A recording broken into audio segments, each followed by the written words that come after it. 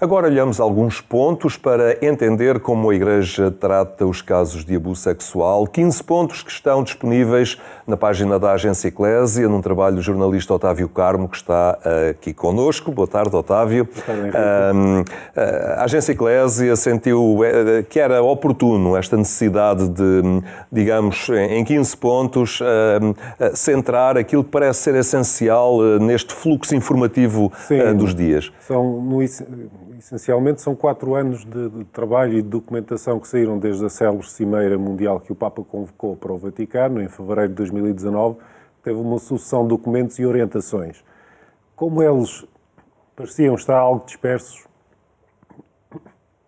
chegou-se à conclusão que seria útil fazer uma síntese nestes tais 15 pontos que permitam a quem esteja mais familiarizado ou menos familiarizado perceber qual é o fluxo normal do tratamento de denúncias e do processo, tanto de investigação prévia como do processo judicial ou administrativo, do início ao fim.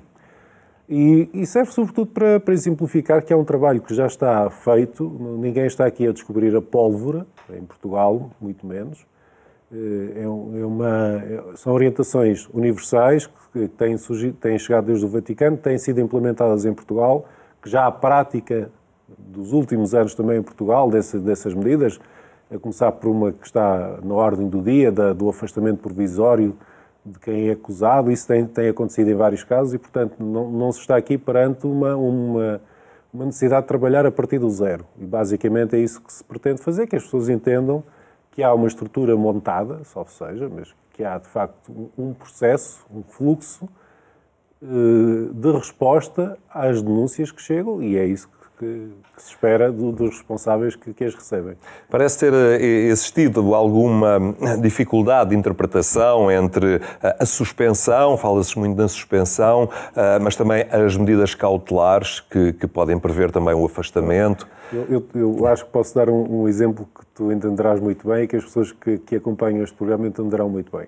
Aquilo que nós fazemos na sexta-feira da apresentação das leituras dominicais, se pegássemos no texto original em grego, tivéssemos cá 2 biblistas a comentá-lo, tecnicamente estaria perfeito.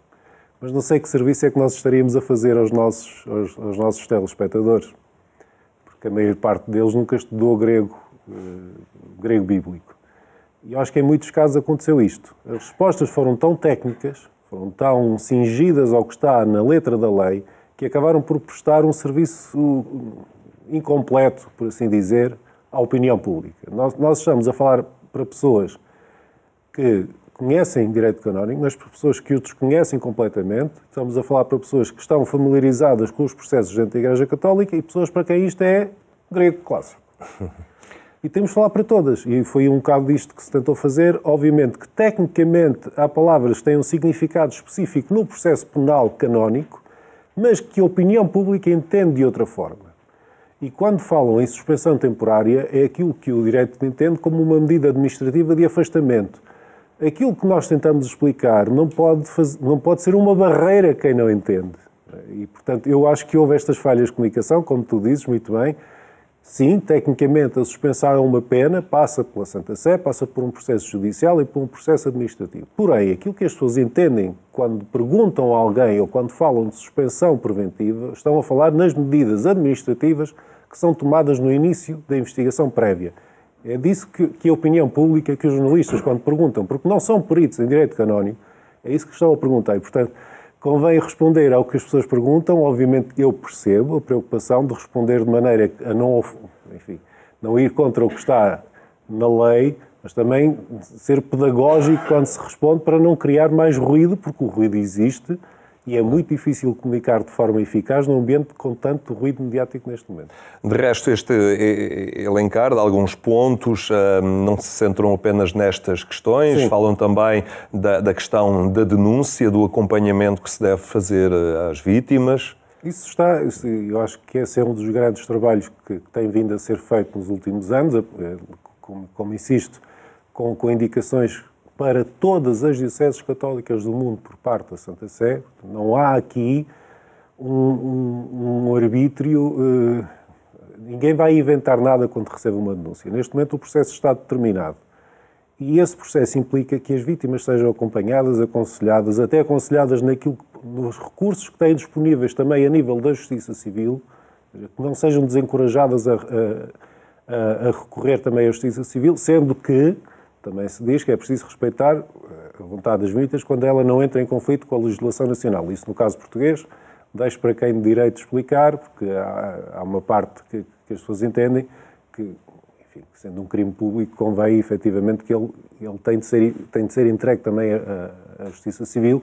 Essa legislação não é igual em todo o mundo, por isso é que o Vaticano tem adendas, porque não escreve só para Portugal. No caso português, eu acho que não há qualquer dúvida que aquilo que vem de orientação do Vaticano é para ser cumprido. Se as pessoas, às vezes, não se exprimem da melhor forma, eu julgo que talvez valha a pena ter isto em consideração. Enfim, atrevo-me a dar esse conselho, usando de novo a imagem do documentário em grego.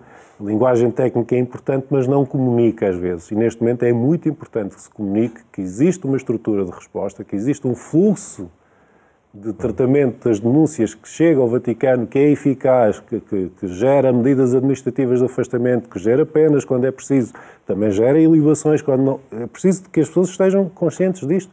Vários casos, que é uma preocupação de uma faixa dos comentadores e da população que olha para estas situações, que é legítima, vários casos de acusações que eram infundadas, em pouco tempo, felizmente, chegou à conclusão que eram infundadas. Portanto, vamos confiar no sistema e vamos dar esse sinal de confiança para toda a gente, dentro e fora da Igreja.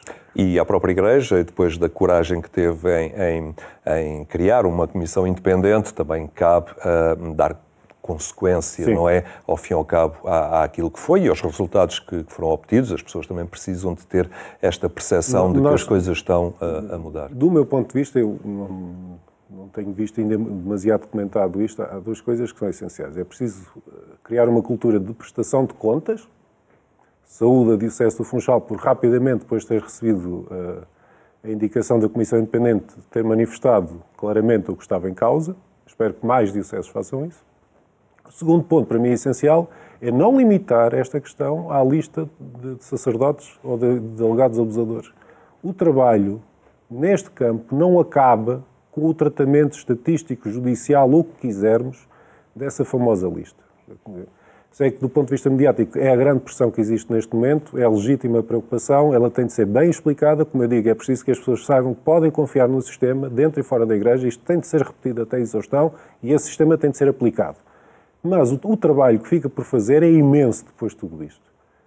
Aquele relatório, com tudo o que ele tem de sugestões de trabalho, isso foi assumido também já pela Conferência Episcopal, em termos da formação dos seminários, em termos da reformulação das comissões diocesanas, em termos de olhar para o passado e perceber o que é que não se pode repetir no futuro. Isto é um trabalho imenso de décadas que não se esgota na leitura ou não de uma lista de nomes.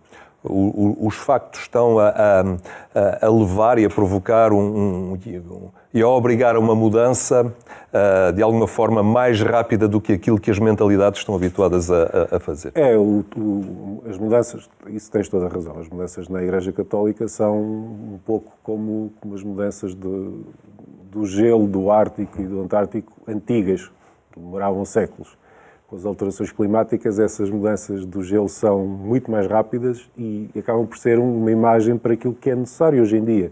Não se podem esperar 20 anos por sinais concretos. Não é preciso, felizmente, eu insisto, nos últimos 4 anos, para quem acompanha estes assuntos como nós há décadas, os últimos 4 anos foram um grande ponto de viragem. E esse sinal de esperança e de trabalho concreto e de compromisso não pode ser ignorado, mas também não pode ser destruído por falhas ou de comunicação ou de atitude.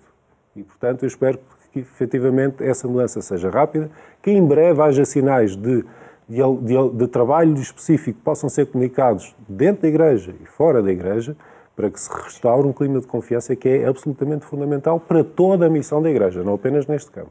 Muito bem. Otávio Caro, muito obrigado por esta presença hoje aqui no nosso programa e fica esse desafio, não é? A visitar a página da Agência Eclésia e a consultar estes pontos que estão lá de forma muito clara. Obrigado.